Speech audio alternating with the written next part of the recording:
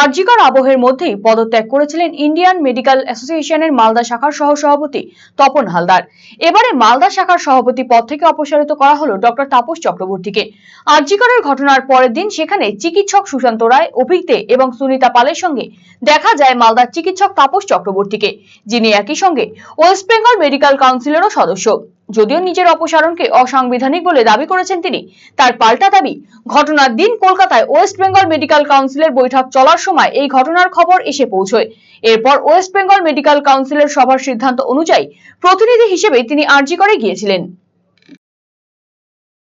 তো সেখানে আমি স্বতঃপ্রণোদিতভাবে বলেছিলাম যে সেখানে কেউ আমাকে জিজ্ঞেসও করেন, আমি স্বতঃপ্রণোদিতভাবে বলেছিলাম যে 9th অগাস্ট, কারণ আমার অনেক বন্ধু জানতেন যে 8, 9, 10 আমি অ্যাভেলেবেল নয়, আমার মেডিকেল কাউন্সিলের মিটিং আছে।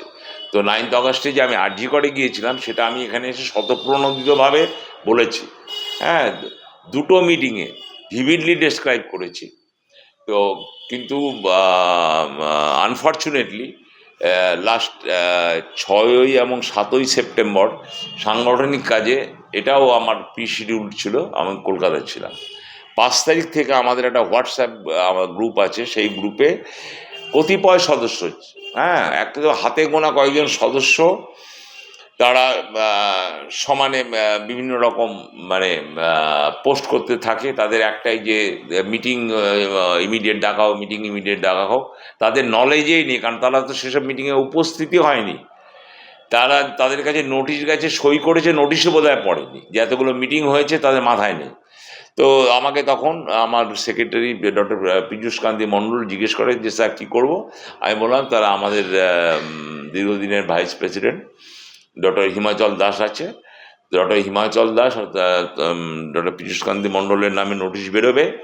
ডক্টর হিমাচল দাস হচ্ছে ভাইস প্রেসিডেন্ট কাম অফিসিয়েটিং প্রেসিডেন্ট, এইভাবে নোট বেরোলো।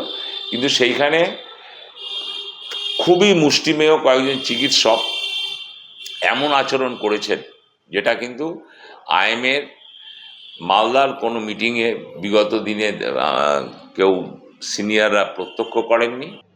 অন্যদিকে তাপস বাবুকে সরিয়ে দিয়ে আইএমএর মালদা শাখার অন্তর্বর্তী সভাপতি করা হয়েছে ডক্টর সায়ন্তন গুপ্তকে। তবে আইএমএর মালদা শাখার মুখপাত্র ডক্টর হিমাচল দাস জানিয়েছেন, তাপস বাবু দীর্ঘদিনের চিকিৎসক নেতা। আরজিকরের ঘটনায় তার উপস্থিতি নিয়ে নানা মহলে প্রশ্ন উঠছে।